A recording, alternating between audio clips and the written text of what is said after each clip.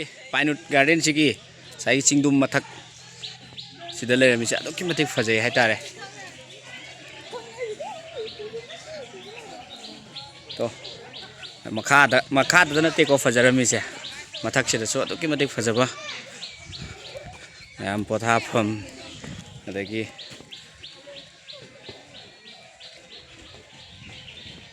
ꯃꯊꯛꯇꯒꯤ ꯌꯦꯡꯊꯔꯛꯄꯗꯁꯨ ꯚ꯭ꯌꯨꯁꯦ ꯑꯗꯨꯛꯀꯤ ꯃꯇꯤꯛ ꯐꯖꯩ ꯍꯥꯏꯇꯥꯔꯦ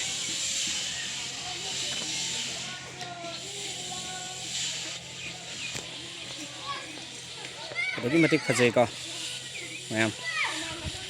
ꯃꯁꯤ ꯂꯥꯛꯄꯒ ꯃꯌꯥꯝ ꯁꯨꯝ ꯄꯨꯟꯐꯝ ꯑꯣꯏꯕ ꯌꯥꯕ ꯖꯒꯥ ꯑꯣꯏꯒꯅꯤ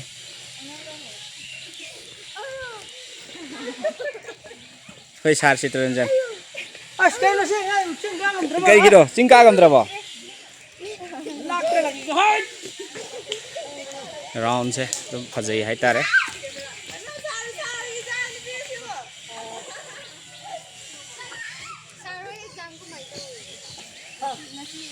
ꯅꯈꯣꯏꯒꯤꯗꯃꯛ ꯈꯜꯂꯒ ꯌꯩꯊꯣꯛꯄꯤꯔꯤꯃꯤꯅꯦꯍꯦ ꯅꯣꯏꯀꯣ ꯑꯗꯨꯛꯀꯤ ꯃꯇꯤꯛ ꯐꯖꯈ꯭ꯔꯦ ꯁꯤꯗꯤ ꯁꯨꯝ ꯑꯃꯨꯛꯇ ꯎꯗ꯭ꯔꯤ ꯍꯥꯏꯇꯥꯔꯦ ꯌꯥꯝ ꯐꯖꯩ ꯃꯐꯝꯁꯦ ꯃꯥꯒꯤ ꯚ꯭ꯌꯨꯁꯦ ꯆꯪꯐꯝ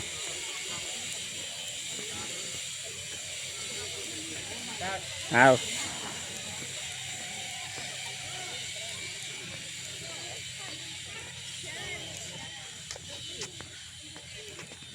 ꯌꯥꯏ ꯌꯥꯏ ꯍꯥꯎ ꯍꯥꯎ ꯑꯩꯈꯣꯏꯒꯤ ꯑꯣꯖꯥ ꯁ꯭ꯇꯥꯏꯜꯁꯤ ꯄꯨꯔꯥ ꯁ꯭ꯇꯥꯏꯜ ꯑꯃꯅꯦ ꯁꯣꯝꯗ ꯐꯣꯇꯣꯒ ꯀꯥꯞꯄꯤꯁꯤ ꯑꯃ ꯆꯦꯜꯂꯛꯂꯦ ꯅꯪꯍꯧꯗꯕꯒꯤ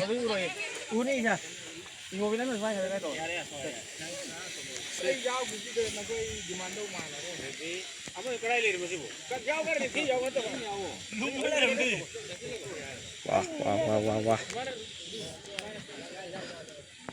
ꯁꯤꯗꯤ ꯚꯤꯗꯤꯑꯣꯁꯤ ꯏꯁꯥꯁꯨ ꯎꯕ ꯑꯗꯨꯒ ꯃꯌꯥꯝꯒꯤ ꯐꯖꯕ ꯁꯤꯟꯁꯤꯁꯨ ꯎꯍꯟꯕ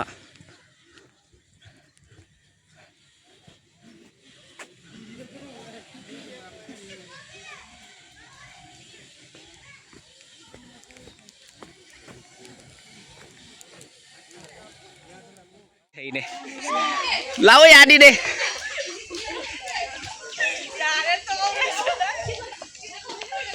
ꯐꯨꯜ ꯚꯤꯗꯤꯑꯣ ꯑꯝꯇ ꯅꯝꯃꯛꯀꯦ ꯇꯧꯕꯅꯤꯗ ꯑꯩꯈꯣꯏꯁꯦ ꯍꯧꯖꯤꯛ ꯃꯐꯝꯁꯤꯒꯤ ꯑꯣꯏꯅꯗꯤ ꯂꯣꯏꯔꯛꯑꯗꯕ ꯃꯥꯜꯂꯦ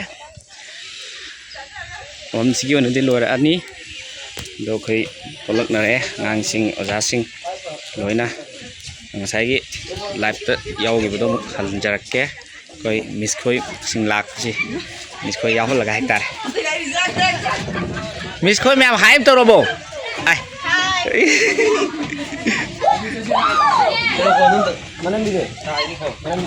ꯑꯣꯀꯦ ꯃꯊꯛ ꯋꯥꯅꯤ ꯃꯤꯁ ꯈꯣꯏ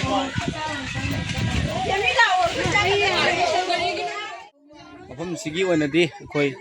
ꯁꯦ ꯂꯣꯏꯔꯒꯗꯕ ꯃꯥꯜꯂꯦ ꯑꯗꯨ ꯍꯧꯖꯤꯛꯁꯦ ꯑꯩꯈꯣꯏ ꯃꯐꯝꯁꯤꯗ ꯆꯥꯛ ꯆꯥꯕ꯭ꯔꯥ ꯅꯠꯇ꯭ꯔꯒꯅ ꯍꯣꯔꯦꯟ ꯑꯩꯈꯣꯏ ꯀꯪꯂꯥꯗ ꯆꯪꯉꯨꯔ ꯃꯇꯨꯡꯗ ꯆꯥꯕ꯭ꯔꯥ ꯑꯃꯗꯤ ꯇꯧꯔꯒꯅꯤ ꯑꯗꯣ ꯍꯧꯖꯤꯛꯀꯤ ꯑꯣꯏꯅꯗꯤ ꯑꯩꯈꯣꯏꯒꯤ ꯄꯥꯏꯟꯋꯨꯠ ꯒꯥꯔꯗꯦꯟꯁꯤꯒꯤ ꯑꯣꯏꯅꯗꯤ ꯑꯩꯈꯣꯏ ꯇꯥꯏꯃꯤꯡꯁꯦ ꯂꯣꯏꯁꯤꯜꯂꯛꯄꯒ ꯂꯣꯏꯅꯅ ꯑꯉꯥꯡꯁꯤꯡꯁꯦ ꯑꯩꯈꯣꯏꯒꯤ ꯊꯣꯛꯅꯔꯛꯑꯦ ꯑꯣꯖꯥꯁꯤꯡꯁꯨ ꯄꯨꯟꯅ ꯃꯐꯝꯁꯦ ꯑꯗꯨꯛꯀꯤ ꯃꯇꯤꯛ ꯐꯖꯍꯧꯋꯤ ꯍꯥꯏꯇꯥꯔꯦ ꯑꯗꯣ ꯃꯌꯥꯝꯁꯨ ꯂꯥꯛꯄꯤꯌꯨ ꯄꯥꯏꯟꯋꯨꯠ ꯒꯥꯔꯗꯦꯟꯗ ꯑꯗꯨꯛꯀꯤ ꯃꯇꯤꯛ ꯐꯖꯔꯕ ꯑꯗꯨꯒꯨꯝꯂꯕ ꯃꯐꯝ ꯑꯣꯏ ꯍꯌꯦꯡ ꯇꯨꯡꯗꯁꯨ ꯑꯥꯐꯇꯔ 5 years ꯃꯇꯨꯡꯗ ꯃꯐꯝ ꯑꯁꯦ ꯑꯃꯨꯛꯀ ꯍꯦꯟꯅ ꯆꯥꯎꯊꯣꯛꯂꯝꯒꯅꯤ ꯍꯥꯏꯕꯒꯤ ꯑꯁꯥ ꯌꯥꯝ ꯆꯥꯎꯅ ꯇꯧꯔꯤ ꯁꯨꯡꯁꯣꯏ ꯁꯣꯏꯗꯅ ꯆꯥꯎꯊꯣꯔꯛꯀꯅꯤꯅ ꯈꯜꯂꯤ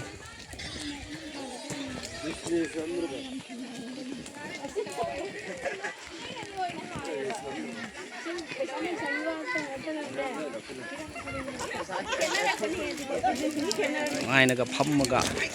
ꯆꯥꯛꯀ ꯆꯥꯕ ꯌꯥꯕ ꯃꯐꯝ ꯂꯣꯏꯅꯒ ꯂꯩ ꯍꯥꯏꯇꯥꯔꯦ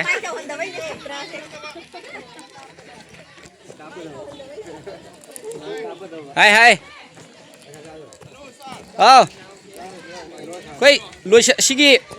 ꯄꯥꯏꯟꯋꯨꯠꯀꯤ ꯂꯣꯏꯁꯤꯜꯂꯛꯄꯒꯤ ꯃꯇꯦꯛ ꯑꯃ ꯁꯨꯝ ꯇꯧꯕꯅꯤꯗ ꯚꯤꯗꯤꯑꯣꯁꯦ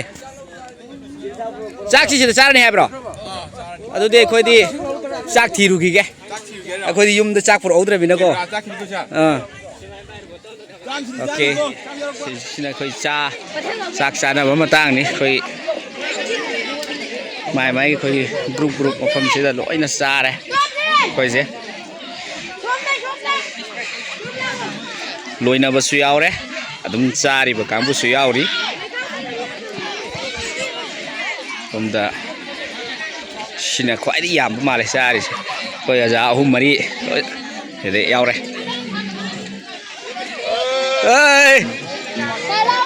ai chare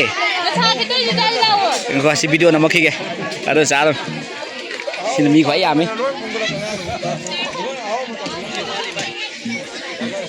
ai sebut cabim lem lem tak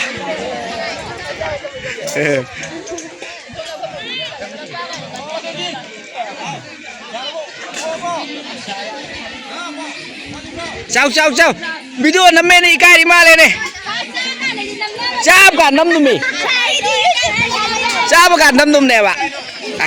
si memory đây nói memory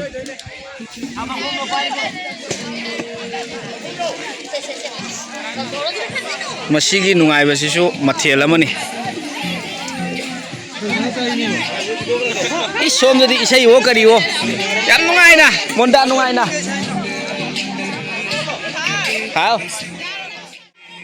hao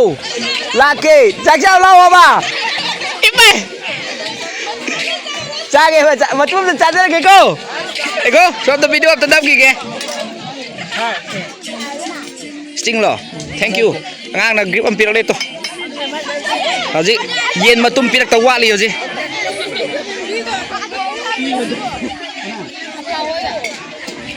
si nó cha rồi nó cái nó lôi chân li na cái nó cha mày làm gì bo ra hòn vậy à ô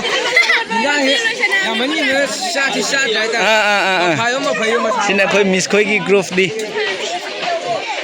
ok howzik yen matum mamam cha rugi kìa sa sagar sak bay này ok karon do sa inu gitu deh aron do sa aron berapa ok yes yare je khoi amuk khoi sport se science center khoi tayal gi science center da amuk ai khoi yaure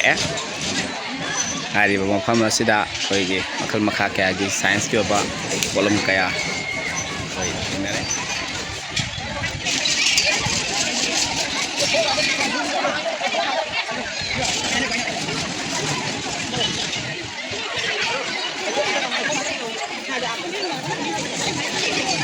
Howzik khoi midang wai ra mo silak paga iroi na khoi gi moirang gi loktak ki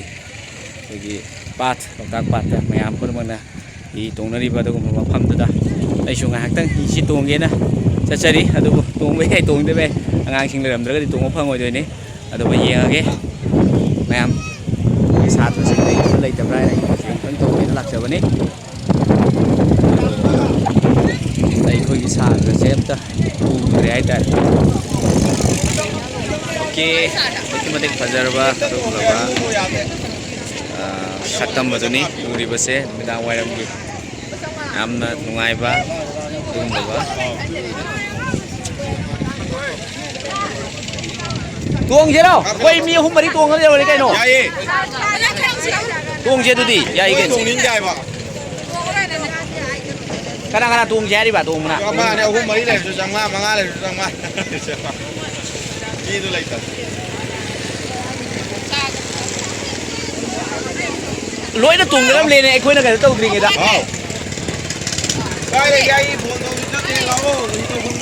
tuồng xe lâu rồi lá số năm tầng tuồng xe lâu rồi giờ ba thầm mà tụi đi tak pat si giờ ba anh mình xin nè tak gì ai đi xin cái lạc ba đúng là ba anh mình xin này u ba đặc trang thì cũng anh ba đúng ba ta ra tụi đi mày ăn phun mà ngâm đầm Manipur tụi cái mặt tích phải ra ba một phăm này cái lấy taba dung là ba khơi gì thì cái này mà ra mua ra can đã thấy nhiều chút nè để ba sida iram taba sida nungai ai phaba amadi harau nungai ba pun mak thado kidana leba kidama da kana ki pun na do kitan để ba santi koire inge hai bagi da mak mayam tilang na bani taseng nadi khalu raga di nungai ba di hong nadi adubu मियोय बाबा से वार खत लेबि यादे हाबगी वखलोंदा school के साथ Singh पुदन लाक्चबनी grace academy school ना असिगी फजरब सक्तम नुमिदां warm गे अदुम लबन की जरब सक्तम असे उरुबदा दुकी मति पुनिंग सुमली अदु मयाम पुरमक्सु एबा असिगी रां खतक फरिङै सिदा मयाम पुरम लापिदुना गमदगी फजब सक्तम असिगी महाव लबियो अदुकी मति फजगरे इंग्रे इंग नुसिना पुरबदा अदुकी मति इंगे हाइबा तारे ओके मयाम होरेन खोई ही तोंबगी अमुक नमजरके फजरबा अदुम लबा मईगी थी जरबा सदुम सक्तम अदुकी मति येंबगी pen बनाइद्रबा Loktak कुमसे असेंबैदी Kumsi चहीगी the ngasi gisina loirabani adubu tambangam de hayeng amuk lakpasu adubu ngasi gi oinadi kena laksari ba khongpham asi ngasi gi sigumlaba fajaraba loktak ki saktam asi ga loinana hoi losinjare mathangi khudong chabada amuk mayam punamakta loktak ki fajaba amadi aigi school ki chhatra singgi adumlaba fajaba saktam gaya ga loinana amuk thang chahida amuk excursion gi duguma nungai mahau do pudra laksage mayam punamak ngasigi damak-tadi bye bye thang chahida mu unarasi okay thank you